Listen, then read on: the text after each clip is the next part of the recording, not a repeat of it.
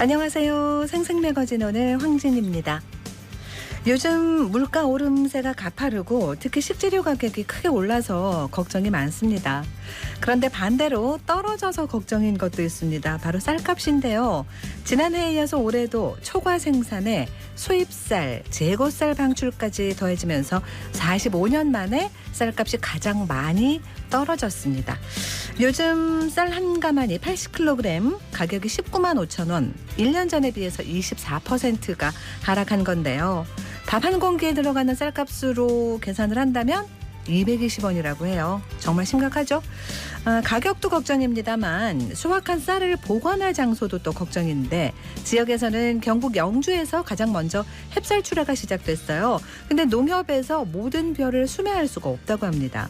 미국 처리장에 지난해 들어온 쌀이 재고로 남아있기 때문이라는데 최근에 농협은 지역마다 창고 확보를 할 수 있도록 3천억 원을 무이자로 지원하는 고육책을 내놨습니다. 전국 농민단체들은 올해도 정부 대책을 촉구하는 시위를 시작했습니다. 쌀값 하락의 원인을 풍년에 쌀 소비량이 줄었기 때문으로만 봐야 하는지 농민들은 답답하고 지켜보는 우리도 걱정이 큽니다. KBS 대구 1라디오 생생매거진 오늘 8월 24일 수요일 순서 시작합니다.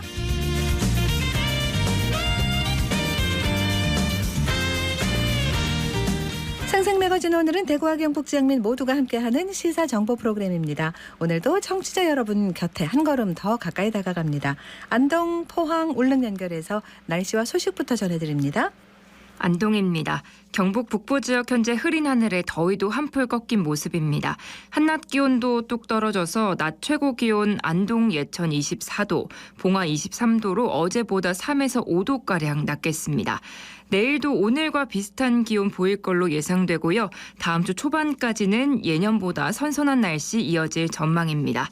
일교차도 점점 커질 걸로 보여서 건강관리 잘 해주셔야겠습니다. 한편 내일 오후에는 경북 북부 지역에 약하게 비가 지나는 곳 있으니까 외출하실 때 참고해 주시기 바랍니다. 영주시가 문화체육관광부 소속 사단법인 한국문화가치연구협회가 주관한 제4회 한국문화가치대상에서 지난해 특별상에 이어 올해 우수상을 수상했습니다. 한국문화가치대상은 특색 있는 문화관광 정책을 추진해온 지방자치단체의 다양한 사업 성과를 점검하고 대한민국 문화가치 경쟁력을 높이기 위해 마련됐는데요. 올해는 2021년도 지방자치단체 문화정책과 관련해 추진한 사업 성과를 기준으로 전문가와 협회의 합동평가를 거쳐 30개 기관이 최종 선정됐습니다. 심사 항목은 코로나19 시대에 주민들의 문화 욕구 해소에 기여한 정책과 사업을 중심으로 조직 역량, 사업 성격, 사업 성과 등을 종합 평가한 결과입니다. 영주시는 온라인 공연 전시 콘텐츠 제작과 송출을 위한 언택트 플랫폼 구축 사업을 통해 코로나19 상황 속에서도 문화예술 공연 수요에 발맞춰 지역민의 문화 향유 기회를 확대한 점을 높이 평가받았습니다. 안동에서 전해드렸습니다. 이어서 포항입니다.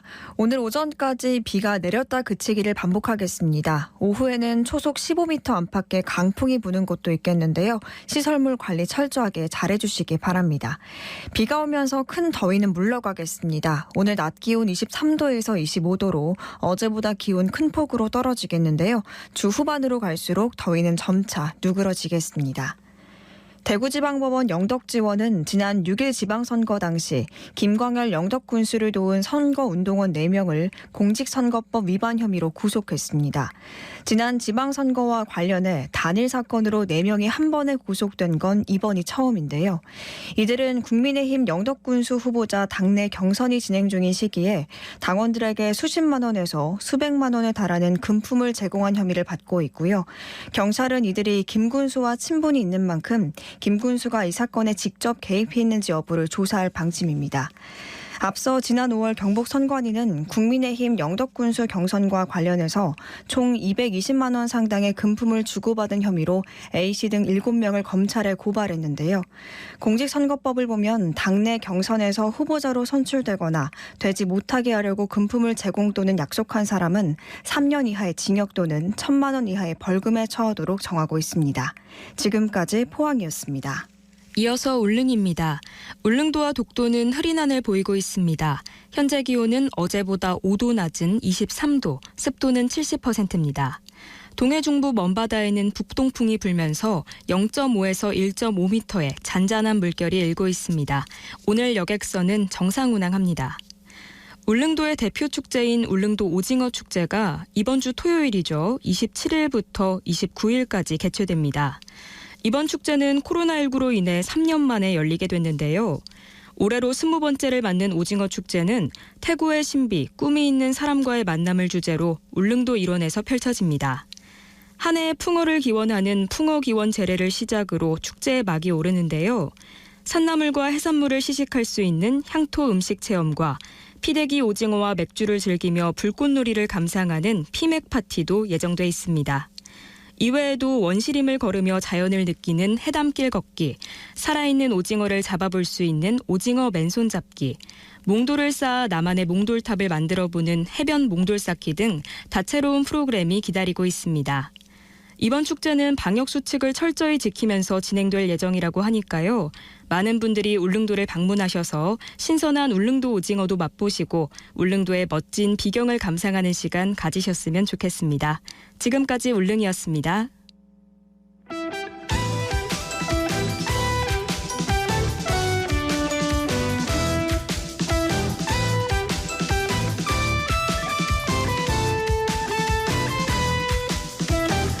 오늘을 보는 키워드 뉴스 수요일에는 오마이뉴스 박정호 기자 함께합니다. 안녕하세요. 안녕하십니까? 네, 자 오늘 첫 번째 키워드 뭔가요?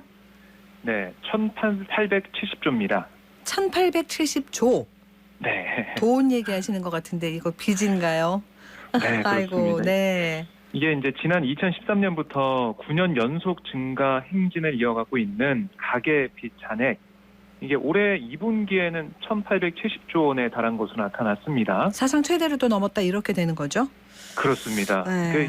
사실 이 지난해 국내 총생산의 90%에 육박하는 규모거든요. 네. 특히 이제 주택 시장이 이제 위축돼 있는데 그러니까요. 그럼에도 불구하고 이제 주택 담보 대출이 9조 원 가깝게 늘었어요. 금리가 오르니까 오르는 네. 거죠. 네. 네, 그러니까 계속 돈을 빌려야 되는 상황들이 나오고 있기 때문에 빌리는 상황이고, 그리고 이 가계 신용, 그러니까 이 빚, 이 약 1,870조, 이게 통계 작성이 시작된 2003년 이래 이제 가장 큰 규모이기 때문에, 네. 이 아까 언급하신 대로 금리가 올라가게 되면 이자를 더 많이 내야 되잖아요. 그러니까요. 그러면 이제 쓸 돈이 없기 때문에 결국에는 약순환이 되는 게 아니냐 이런 지적도 나오고 있고요. 네. 그러니까 이 한국은행이 이 자료를 이제 수집하면서 쭉 봤더니 원래는 잠정치는 9년 만에 전분기 대비 약간 감소한 걸로 발표를 했었지만 따져봤더니 이 1,862조 9,100억 원에서 이게 이제 소폭 증가하는 모습 이게 수정이 됐습니다. 네. 그래서 이제 국내 가계 신용은 정말 9년 연속 37분기 연속 증가세를 이어가게 됐습니다. 근데 이제 뭐 지난해 분기마다 수십조씩 늘었던 상황이랑 비교하면 증가폭은 축소됐다 이렇게 얘기하는데, 네. 근데 금액 전체로는 늘었는데 증가폭은 축소됐다? 약간은 이해가 안 됩니다. 설명 좀 해주세요. 예, 그러니까 2분기 가계대출이 1,757조 9천억으로 전분기보다는 1조 6천억이 늘었는데요. 네. 이게 이제 1분기 만에 증가세로 돌아선 거거든요. 그러니까 가계대출이 지난 1분기에 이제 관련 통계 편제 이후 처음으로 그 전분기 대비 8천억 감소한 걸로 지키는 바가 있었거든요. 네. 하지만 1년 전과 비교한 가계대출 증가폭, 이거는 2분기에 47조 8천억으로 역대 최소치인 2013년 1분기와 얼추 비슷해졌습니다. 네. 그러니까 전년 동기 대비 가계대출 증가율은 2.8%, 역대 가장 낮은 수치를 기록을 했는데, 어쨌든 지난 2분기에 주택 매매와 전세 거래가 전분기에 비해서 좀 증가한 그런 상황이에요. 네. 그래서 주담대 주택담보대출 관련해서는 주택 매매 자본 수요는 위축됐지만 전세와 뭐 집단대출이 늘어났다, 이렇게 한국은행은 설명하고 있습니다. 그래서 이 빚이 증가폭은 좀 줄어들지만 그래도 계속 빚을 내는 상황이 이어지고 있기 때문에 이걸 어떻게 연착륙시킬 거냐, 이게 좀 중요해 보이고요. 네. 그리고 특히 이제 금리 인상기에 이자를 이제 경감시킬 수 있는 정부에서 여러 가지 뭐 대책을 내놓고 있는데, 실질적으로 도움이 되는 그런 대책, 국민들이 잘 이용할 수 있는 그런 대책을 어떻게 잘 만들고 잘 홍보할지, 네. 이게 좀 중요해 보입니다. 그렇습니다. 자, 다음 키워드는요. 네, 약자, 복지, 복지입니다.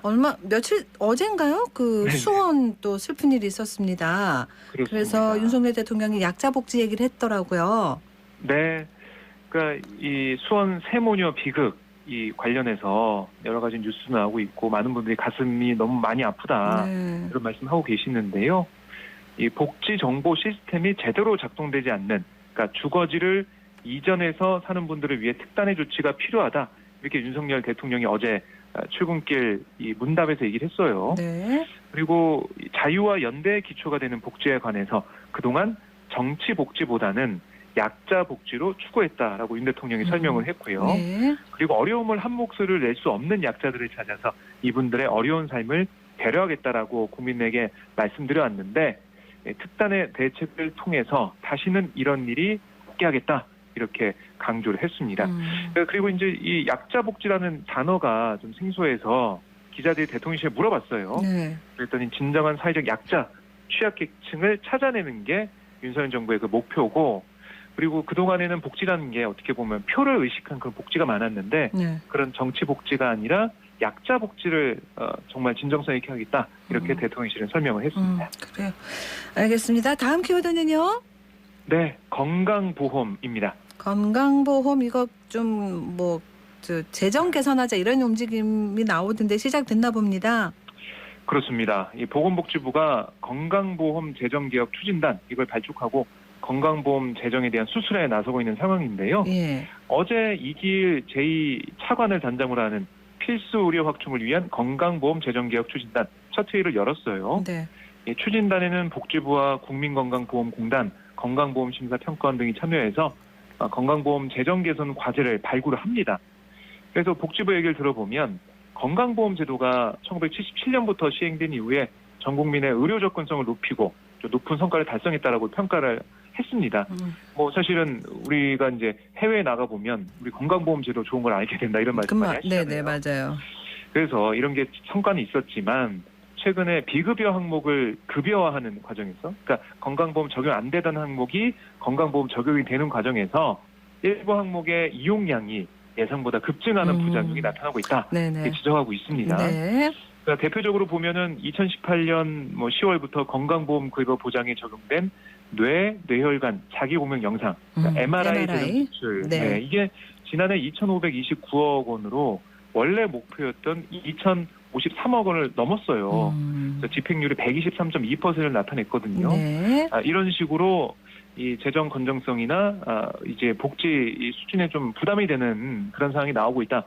이런 얘기를 하고 있어요. 네. 그리고 또 이제 연 500일 이상 외래 이용자가 증가하는 과다 의료 이용 현상, 또 백내장 수술 같은 맞아요. 급여 이용량 증가, 네. 또 민영 신설 의료보험 간의 관계 이걸 따져보겠다라고 어제 회의에서 설명을 했고, 네. 또 건강보험 자격 도용이나 외국인 피부영자 제도 이거 부적정하게 이용하는 사례 여러 차례 적발된 상황도 있었는데 이걸 좀 막기 위해서 더 노력하겠다 이런 얘기가 나왔습니다. 그래서 10월까지 집중적으로 어떻게 건강보험 지출구조 개혁 방안을 할지 이제 마련해보고 필수 의료 서비스를 좀 강화하겠다 이런 추진단의 목표가 나왔더라고요. 네. 10월에 어떤 세부적인 이 내용이 나올지 좀 봐야 될 것 같고, 근데 추진단 발족이 사실은 복지부가 지난 19일 대통령 업무보고에서 초음파, MRI 같은 건강보험 적용 확대가 과잉 의료 이용으로 이어지는 거 아닌지 철저하게 재평가하겠다 이렇게 업무보고를 했었거든요. 네. 거기에 대한 후속 조치라고 보시면 되겠는데 일각에서는 그런 얘기도 하고 있어요. 이런 과잉 의료에 대한 이 철저한 재평가 방침, 이건 문재인 정부가 추진한 이른바 문재인 케어를 전면 수정하는 기조 아니냐 이런 분석이 나오고 있거든요. 아니면 정치권이 바뀌고 이런 게 중요한 게 아니고 이게 네. 이제 시민들의 의료 혜택을 확대하자는 그렇습니다. 거잖아요. 건강보험으로. 네. 시민들이 내 돈 내는 것보다는 건강보험으로 해결해 주겠다는 거잖아요. 맞습니다. 근데 취지는 그런데 제도를 진행하는 데 있어서 방법적으로 문제가 있었다면 그 방법에서 그 문제를 일으키는 부분을 찾아내는 거를 해야 되지 않나? 그런 네. 생각이 드네요. 그래서 일각에서는 이제 MRI 이 초음파 검사 이거 못하는 거 많이 아니야? 되는 거 아니냐? 네. 그런 말씀하고 계신데요. 네. 아마 이제 정부도 그런 국민들의 우려의 목소리 잘 알고 있을 것 같습니다. 추진단이나 아니면은 다른 부처와의 기획재정부나 이런 재정 부서와의 협력을 통해서 협의를 통해서 가장 최적의 방안을 좀 만들어내지 않을까 네. 우선 그렇게 기대를 해보겠습니다. 네, 기다려 보겠습니다. 다음 키워드는요? 네, 풍선 효과입니다. 풍선 효과 어디서 나타나는 거예요? 이번에는. 네, 이게 이 양산 평산마을 주변에서 나타나고 있는데 네. 많이 보도가 됐습니다. 문재인 전 대통령 사저 주변 경호 구역이 넓어졌어요. 네네. 네, 그래서 경호가 강화되면서 네. 사저가 있는 평산마을은 평온을 되찾았지만 평산마을에서 밀려난 보수단체 등이 경호구역 바깥에서 집회 시위를 계속하겠다라고 신고를 하고 있는 상황입니다. 네. 그러니까 이 사저에서 비켜나서 그동안 조용했던 주변 마을이 경호구역 확장으로 오히려 더 피해를 보는 게 아니냐 이런 우려가 나오고 있거든요. 네.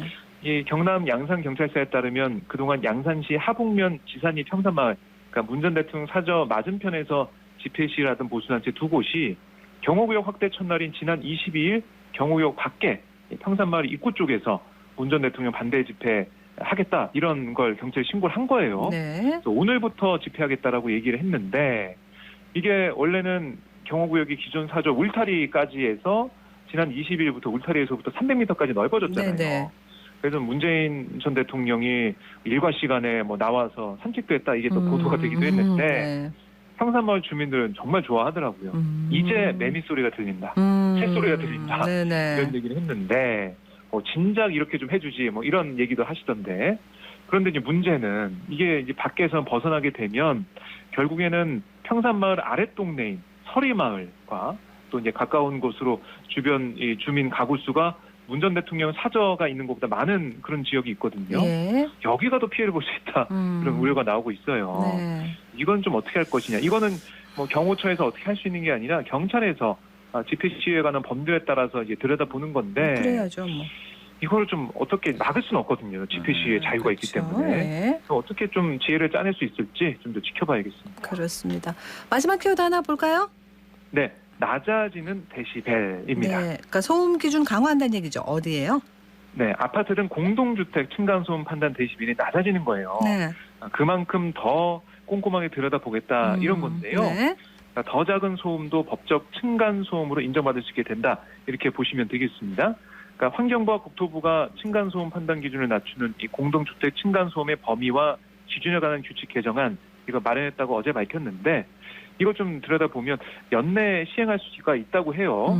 그래서 직접 충격 소음과 공기 전달 소음 이렇게 층간 소음을 나누게 되는데 네. 직접 충격 소음 기준 가운데 1분 등가 소음도 기준을 주간 39데시벨에서 또 야간 34데시벨 이렇게 돼 있는데 어렵네요. 네, 어렵죠. 그러니까 그 요점은 뭐냐면 네. 더 낮춰가지고 네. 더 꼼꼼하게 깐깐하게 그쵸. 볼 테니까 네. 층간소음 발생하지 않게 좀 조심해 조심하자. 주세요. 네. 이런 얘기입니다. 알겠습니다. 오늘 여기서 마무리할게요. 고맙습니다. 네, 고맙습니다. 수요일 키워드 뉴스 오마이뉴스 박정호 기자와 함께했습니다.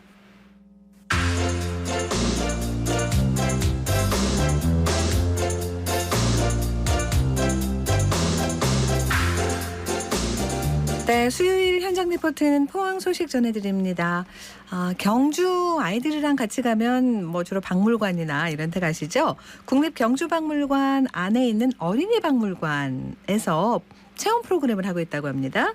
KBS 포항방송국 김유경 리포터가 취재했습니다. 유경 씨 안녕하세요. 네, 안녕하세요. 네, 경주박물관에선 첨성대로 읽는 신라의 밤하늘이라는 가족 프로그램을 진행하고 있는데요. 수업 중에 이 페이퍼 램프를 만들게 됩니다. 첨성대에 담긴 역사를 알아본 뒤에 첨성대 팝업 모양 카드에 어린이들이 직접 회로를 끼우면 첨성대 창문에서 빛이 나오는 램프입니다. 네. 국립경주박물관 신지원 주무관 이야기 들어보시죠. 신라의 밤하늘을 보는 천문 관측소의 이름은? 첨성대. 첨성대, 맞아요. 첨성대에서 배워볼 건데 친구 첨성대 가본 친구? 이 친구 다 가봤네요. 그 친구는 첨성대는 언제 만들어졌을까요? 안녕하세요. 저는 국립경주박물관 교육문화교류과 신지원입니다. 저는 어린이박물관 운영 및 아동 때문에 가족 교육 프로그램을 담당하고 있습니다. 인간들은 예부터 하늘을 움직이게 된 관심이 많았습니다. 태양과 달, 별이 움직이는 것을 보고 점을 치기도 했었는데요. 그 관심은 현재 직접 하늘을 가는 곳으로 확장되어 최근엔 우리나라는 나루오와 다누리호를 발사하게 되었습니다. 천문에 대한 관심은 신라 시대에도 있었는데요. 그들의 천문에 대한 관심을 알 수 있는 것이 첨성대이기에 첨성대에 대한 교육을 기획하게 기획하게 되었습니다. 해당 프로그램은 지난 6월 27일부터 시작되어서 8월 30일까지 화요일 2시부터 2시 50분까지 50분간 진행되고 있습니다. 첨성대에 대해 알아보고 직접 페이퍼 램프를 만들어보는 시간으로 구성되어 있어 8살부터 10살 어린이를 동반한 가족을 대상으로 하고 있습니다. 국립경주박물관 누리집에서 선착순으로 신청받고 있으니 많은 신청 바랍니다. 어린이 박물관은 어린이 대상으로 운영하는 체험형 전시입니다. 현재 반짝반짝 신라 두근두근 경주라는 주제로 상설전을 운영하고 있는데요. 바탕으로 세밀한 관찰에서 활발한 신체 활동, 이전의 일반적인 정보 전달 기능에서 벗어나 아이들의 호기심과 상상력을 자극하기 위한 체험물로 구성되어 있습니다. 저번 이제 문화행사 같은 경우는 1시간 반 정도 공연이 있었는데 한 300명 정도의 관람객들이 참여해 주셨습니다. 지금 또 휴가철이기도 하고 그리고 경주가 항상 관람객이 많은 편이어서 경주에 방문하는 국내외 관광객들이 국립경주박물관에 오셔서 신라의 문화와 역사를 느끼고 갔으면 좋겠습니다. 그리고 교육 프로그램을 통해 더 많이 얻어가는 시간이 되었으면 좋겠습니다. 그래요. 근데 국립경주박물관도 그렇고 워낙 넓어가지고 네.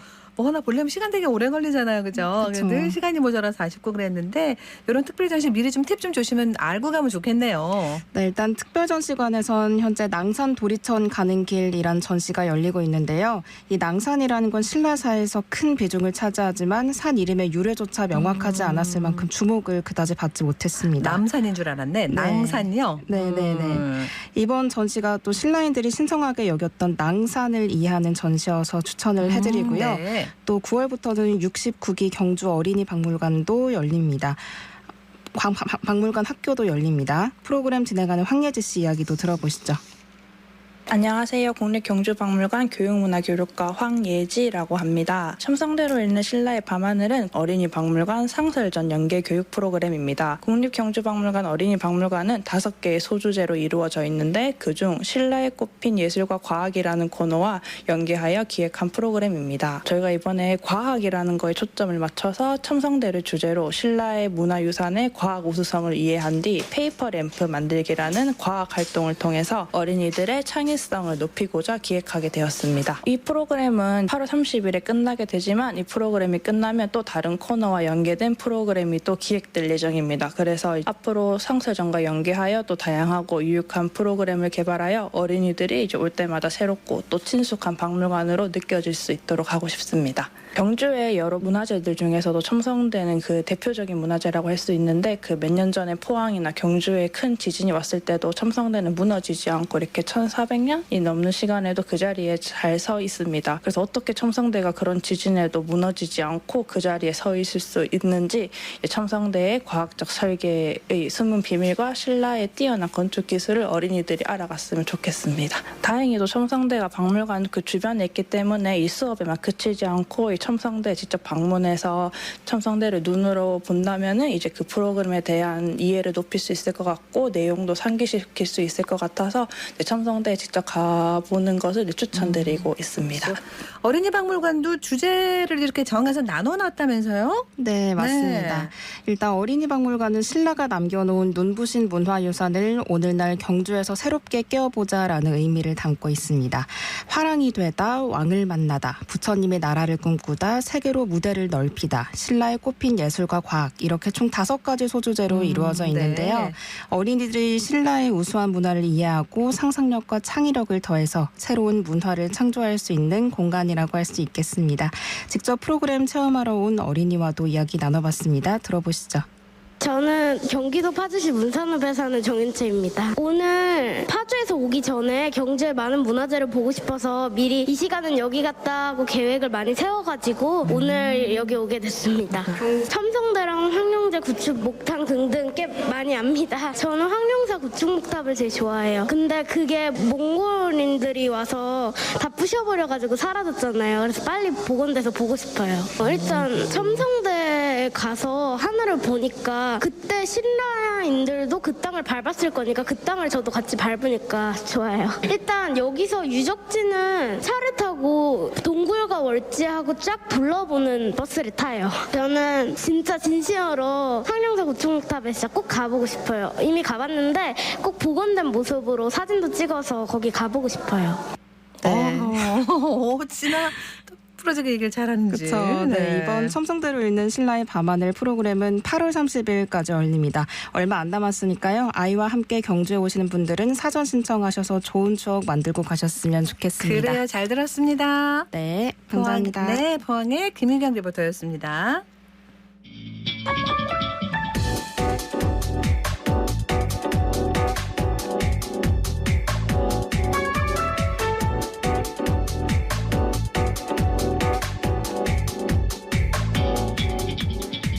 묻고 듣고 생각과 마음을 나누는 방송. 지금 여러분께서는 대구 경북을 보고 듣는 생생 매거진 오늘을 함께하고 계십니다.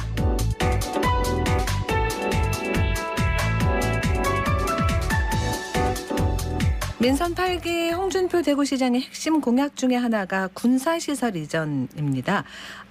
쉽지 않은 도심 군부대 이전을 위해서 대구시가 통합 이전이라는 큰 전략을 세웠는데요. 대구시 군사시설 이전단 윤영대 단장 연결해서 오늘 그 얘기 좀 나눠보겠습니다. 안녕하세요. 네, 안녕하십니까. 대구시 군사시설 이전 단장 윤영대입니다. 네, 반갑습니다. 반갑습니다. 대구가 군부대가 가장 많은 도시다 그러는데 맞습니까?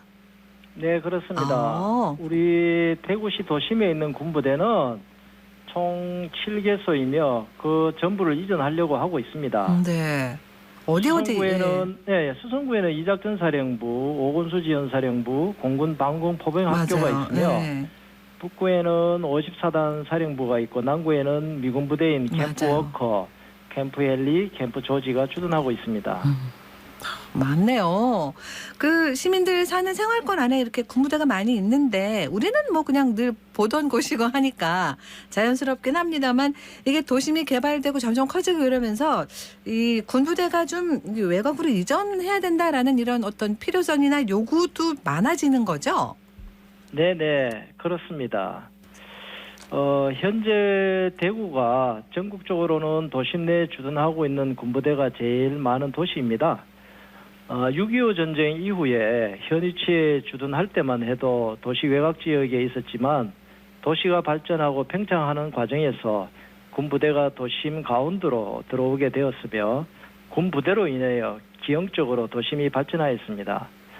민선 8기 홍준표 시장님은 그동안 지속되어 오던 대구시의 쇠락을 막고 과거 3대 도시의 옛 명성을 회복하기 위해 도심의 4차 산업 등 신성장 동력 산업을 유치하는 대구 미래 50년 번영의 토대 마련을 위한 노력을 하고 있습니다. 네. 그렇게 하기 위해서는 도심 내 군부대를 전부 이전시키고 그 후적지를 최대한 활용해야 한다고 생각합니다. 지난 지방선거 때 이 제2작전사령부 이전 공약이 나와서 가능할까 관심들이 많았었습니다. 근데 이제 대구시가 군부대를 모두 이전하는 계획을 내놓은 거잖아요. 네네, 그렇습니다. 네, 어떤 방식인지 좀 설명해 주시죠. 네. 군부대 이전은 기부대 양녀 방식으로 추진할 예정입니다.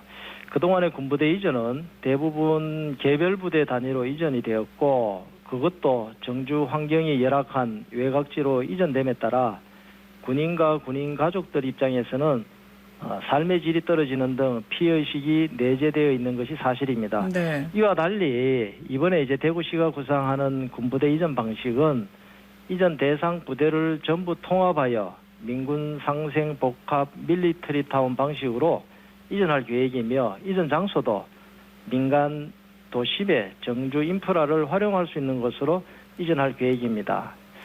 이렇게 하면은 군의 입장에서는 최신의 통합된 시설에서 시설 활용성을 높일 뿐 아니라 시설 관리도 용이하게 되며 장병 및 군인 가족들은 인접한 민간의 생활 인프라를 활용함으로써 만족하는 군 생활 여건을 확보하게 될 것입니다.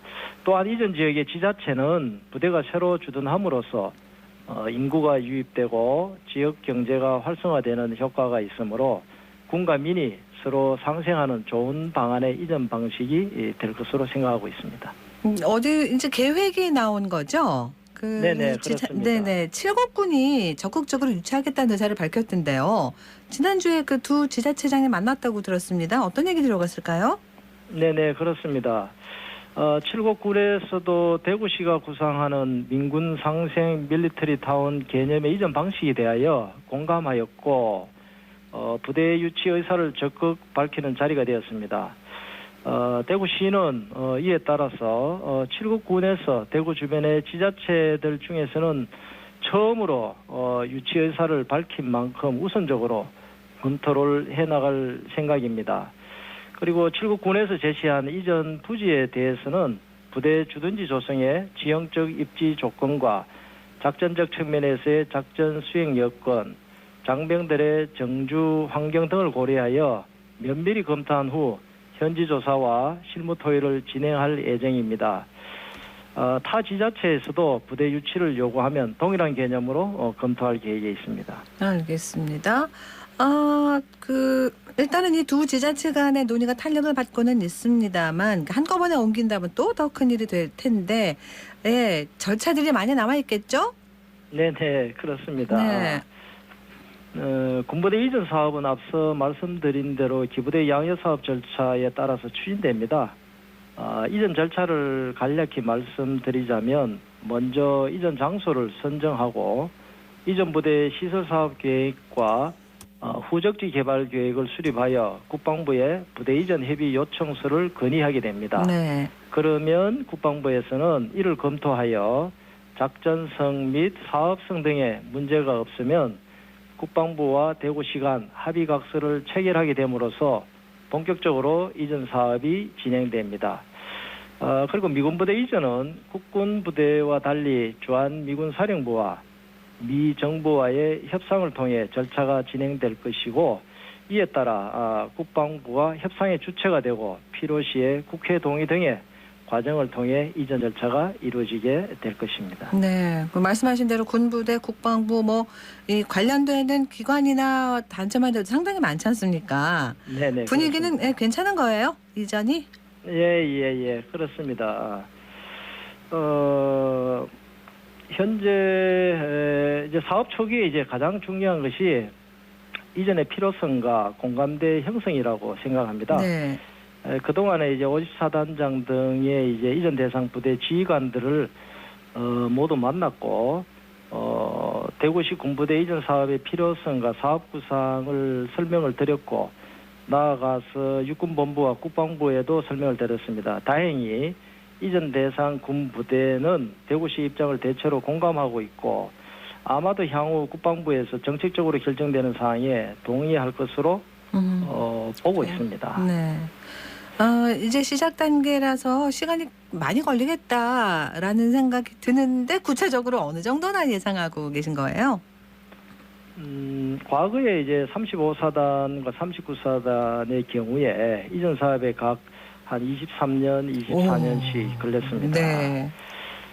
그러나 이제 이전 부지를 조기 확정하고 넘어야 할 각종 법과 규정의 절차적 과정은 사전에 관련 유관 기관들과의 적극적인 협조와 검토 기간 단축 등의 노력으로 충분히 단축할 수 있다고 생각합니다. 저는 이제 통상 이전에 소요되는 기간에 3분의 1 수준으로 압축하여 국군부대는 약 한 8년 정도, 미군은 약 한 12년 정도 소요 기간을 목표로 추진할 계획에 있습니다. 네. 미군 부대 얘기도 있었습니다만 아까 그게 이제 우리만 어떻게 한다고 해서 되는 거 아니잖아요. 그죠? 네네, 그렇습니다. 네. 그건 어떻게 되는 거예요? 네, 당연합니다. 미군 부대의 이전 문제는 대구시 차원이 아니라 정부 차원에서 종합적인 검토가 필요합니다. 네. 대구시에 있는 미군 부대는 전방 작전 부대가 아니라 후방 군수 지원 부대 성격이므로 작전에 지장이 없는 외곽 지역으로의 통합 이전이 가능할 것으로 보고 있으며 국군부대가 이전하게 되면 한미연합작전과 한미동맹 차원에서라도 대구 도심 주둔의 명분도 약해질 것으로 보고 있습니다. 곧 저희 대구시에서 주한미군 이제 사령부에 이전 요구 협상을 진행할 지금 계획을 갖고 있습니다. 알겠습니다. 군부대 이전을 위해서 올해 안에 일단 뭔가 해야 되는 게 있다면 어떤 거를 지금 준비하고 계신 겁니까? 네, 이제 7월부터 이제 저희 대구시 이제 조직이 이제 만들어지면서 현재 짧은 기간에 지금 많은 노력을 기울이고 있습니다. 네. 그래서 올 말까지 현재 목표로 하고 있는 것은 먼저 이전 지역을 확정하고 또 후적지 개발에 대한 개발 계획안을 이제 작성해야 됩니다. 네. 그리고 사업 예산들에 대한 판단들이 이루어져야 하고 그래서 이를 근거로 해서 올 12월 목표로 먼저 국군부대 4개소에 대한 이전 협의 요청서를 국방부에 제출하여 공식적으로 이전 협의를 진행해 나갈 계획입니다. 미군 부대에 대해서도 이전에 대한 공감대를 우선적으로 지금 형성해 가는 이제 과정이 있습니다. 이 과정을 통해서 추후에 협상 테이블에 과제화하여 공식적인 논의를 해 나갈 계획을 갖고 있습니다. 네, 알겠습니다. 오늘 말씀 잘 들었습니다. 네, 감사합니다. 네, 대구시 군사시설이전단 윤영대 단장과 얘기 나눴습니다.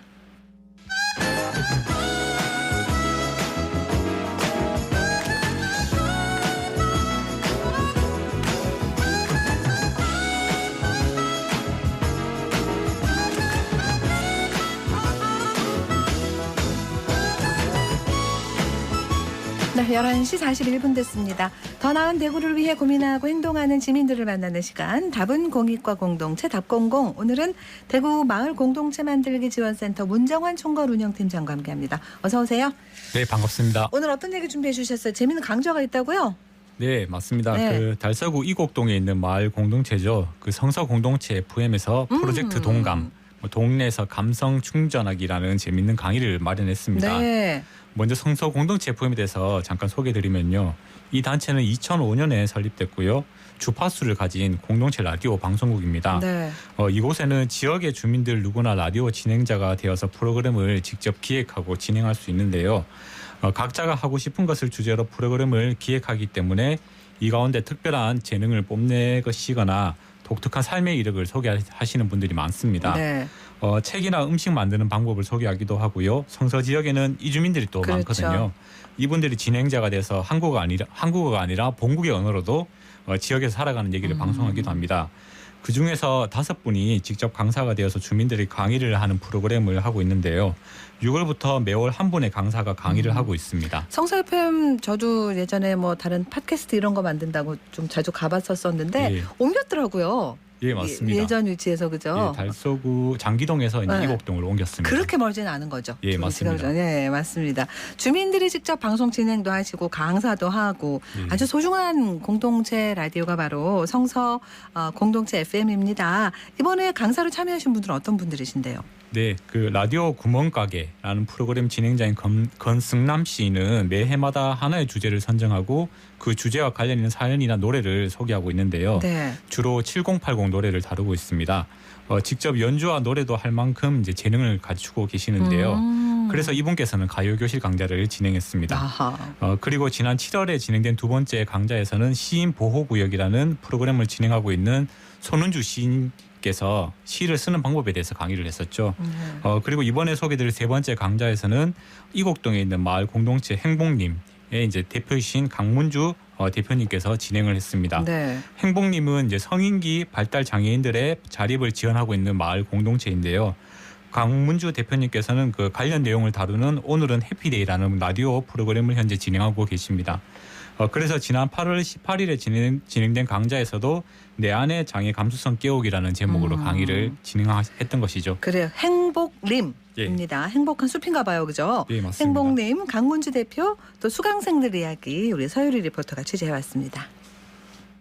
내 안에 장애 감수성 깨우기라는 타이틀을 걸고 진행하게 되었는데 어떻게 하면은 발달 장애인들을 이해하고 관계를 맺을 수 있을까에 대해서 소개하고 설명하고 그런 기회로 생각을 하고 있습니다. 미디어에서 발달 장애인들 또는 장애인들을 등장시켜서 주제화하기도 하는 움직임들이 좀 있잖아요. 굉장히 저는 좋은 분위기로 가고 있다라는 생각은 들기는 하는데 미디어 매체에서 나오는 장애인들의 모습을 보면 그 모습이 모든 장애인들의 어떤 정형화된 모습으로 비칠 수 있겠다라는 생각들을 좀 많이 하게 되었어요. 그래서 일상에서 살아가는 장애인들과 친해지고 이해를 높이기 위해서는 일단 만나서 그 사람에 대한 어떤 특성을 이해할 수 있는 기회들을 많이 가지게 된다면 자연스럽게 장애 때문에 오는 차별이나 어려움에 대해서 공감할 수 있는 감수성이 향상될 거라는 생각이 좀 듭니다.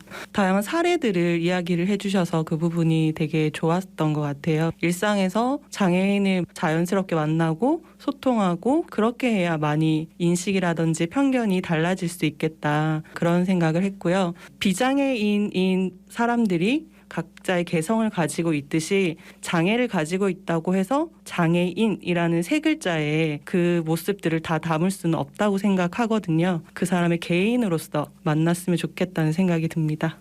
사람이다. 사람과 사람이 만나는 거란 얘기.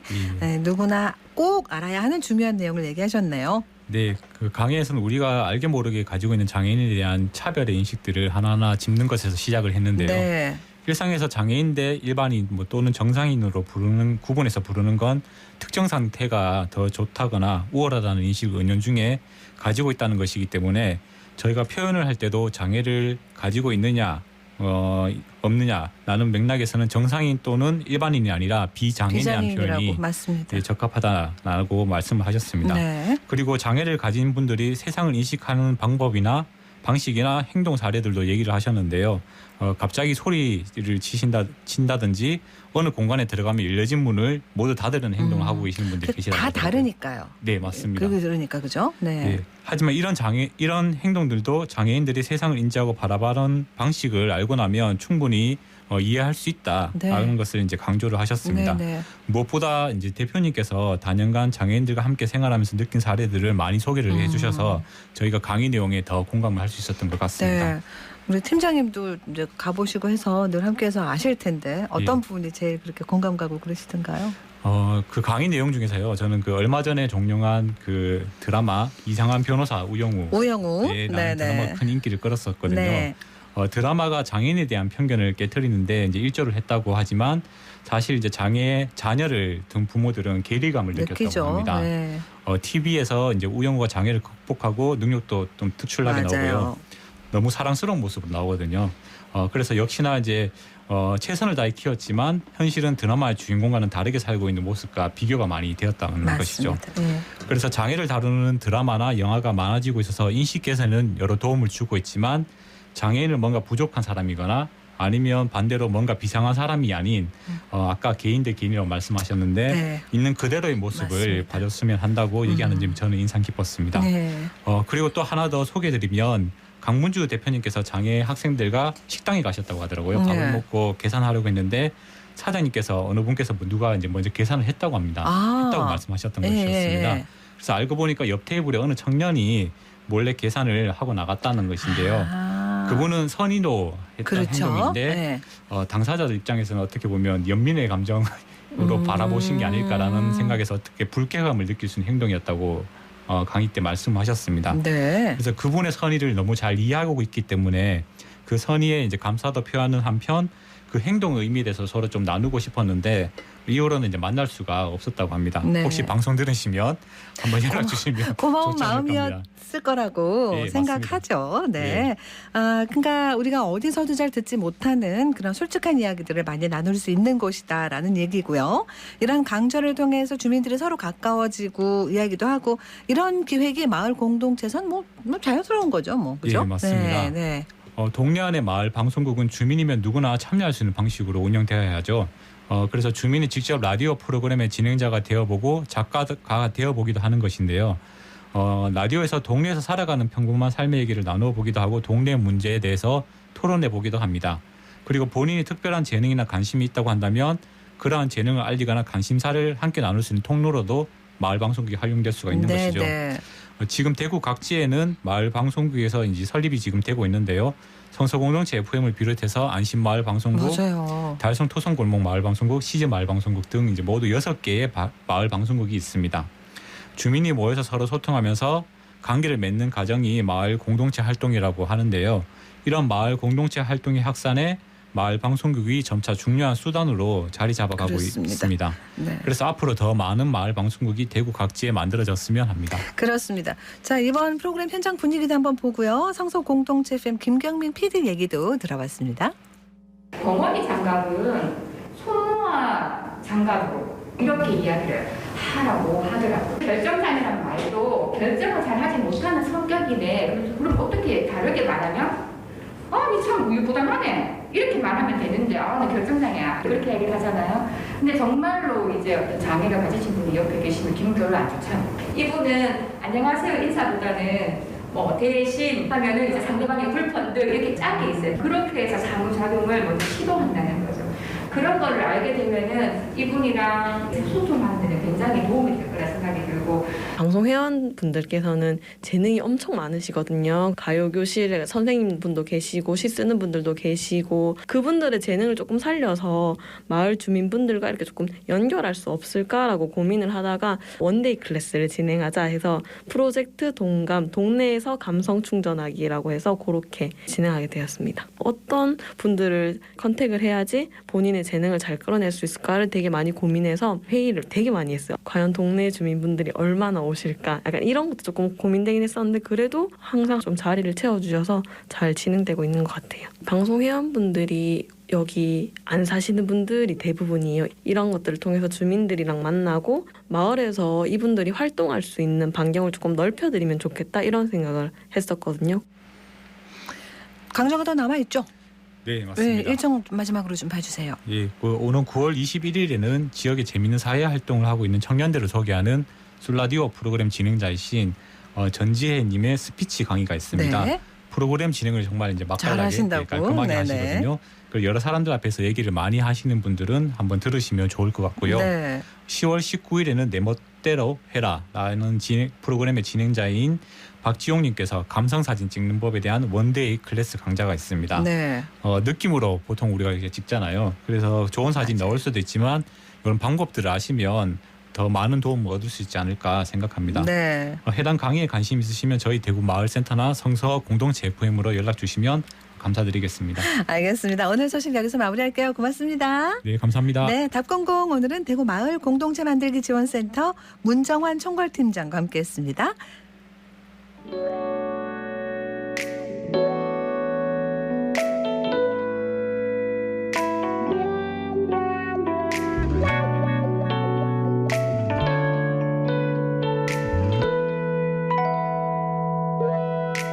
창밖엔 서글픈 비만 내려오네. 내 마음 너무 안타까워. 이제 다시 볼 수가 없기에. 처음 만났던 그날도 비가 왔어. 우산도 없이 마냥 걸었었지. 너의 눈빛 촉촉히 빛나지. 이밤 너에게 주고픈 노래. 너만을 사랑하고 있다는 걸 들어줄 사람도 없이 빗속으로 너의 이름을 불러보지만 닿을 수 없다는 걸 알고 있어. 긴 밤을 꼬박 새우고 빗속으로 어느새 새벽이 오고 있어. 한때는 너를 만났어 행복했어. 그런 꿈속에 빠져 있었지만 이런 아픔 느낄 줄 몰랐어. 이별을 느낄 때면 난 생각해봐. 우리 사랑을 위한 시간인 걸. 너는 이런 내 맘을 아는지. 이밤 너에게 주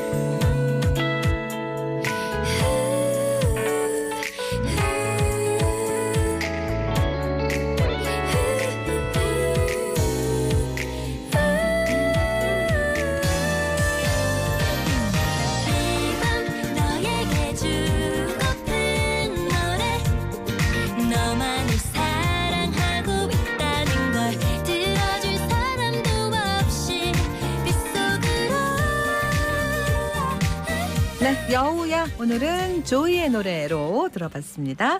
교통정보입니다. 윤가영 리포터. 네, 먼저 시내도로 정보입니다. 우리 지역 비가 많이 내리고 있어서 노면이 많이 젖어 있습니다.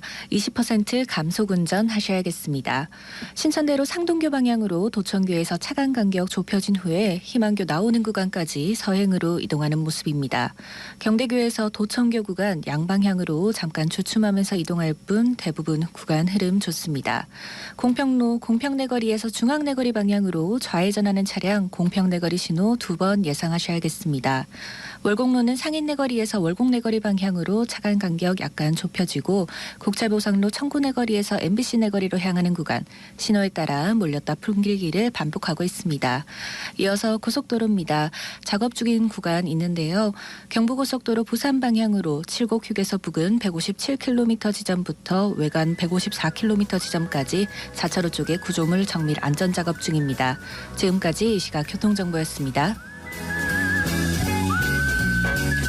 3년 만에 재개된 을지연습 실제 훈련이 대구 곳곳에서 진행되고 있습니다. 어제 서구에서는 전시 상황을 가정한 훈련이 있었는데 을지 훈련인 거 모르고 놀란 주민들도 있었다고 하죠. 대구에서는 육군 54단을 비롯해서 민관군 8천여 명이 내일까지 훈련을 계속합니다. 8월 24일 수요일 생생매거진 오늘 여기까지입니다. 함께해 주신 여러분 고맙습니다.